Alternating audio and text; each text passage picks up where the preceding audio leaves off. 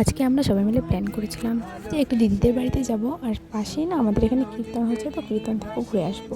তো hello everyone, again welcome back to my new blog. যেহেতু দিদিদের বাড়িতে যাব তাই বলে না আমরা বিকালবেলা বেরিয়ে পড়েছিলাম। আর এদিকে আমার কাকাতো বোন 3জন রয়েছে, আর আমি আর বদি যাচ্ছিলাম।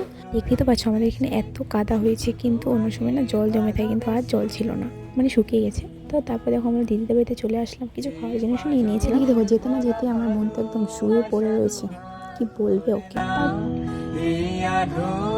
আর এদিকে দেখো আমরা এসেছি বলে দিত এদিকে আমাদেরকে চা বিস্কুট তারপর পকোড়া বানালো, আর পকোড়াগুলো যাই বলে খুব টেস্টি হয়েছিল। তারপর দিদির মন রাখার জন্য আমি একটু চা খেয়ে নিলাম। দিদিদের বাড়িতে অনেকক্ষণ থাকার পর তারপর আমরা বেরিয়ে যাই কীর্তনের দিকে, কারণ আমরা ওখানে অল্প সময় থেকে তারপর আবার বাড়ি চলে যেতে হবে। তো তাই বলে তখন আমরা চলে যাচ্ছিলাম।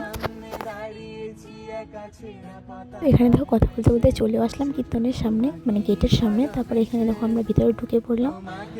আর এখানে না মানে কীর্তনে হয় শুধু, মেলাওলা এত বসে না, কিছু কিছু বসে বাচ্চাদের, কিন্তু ওরকম মেলা বসে না, কারণ এখানটায় অনেকটা জায়গা কম।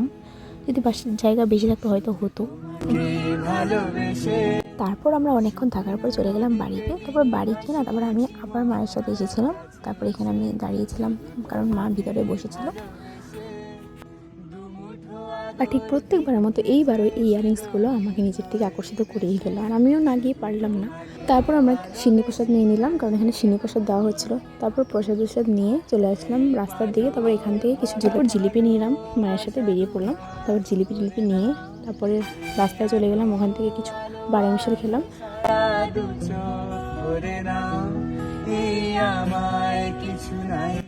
তারপর লাস্টে মোমো খেয়ে চলে আসলাম। টাটা।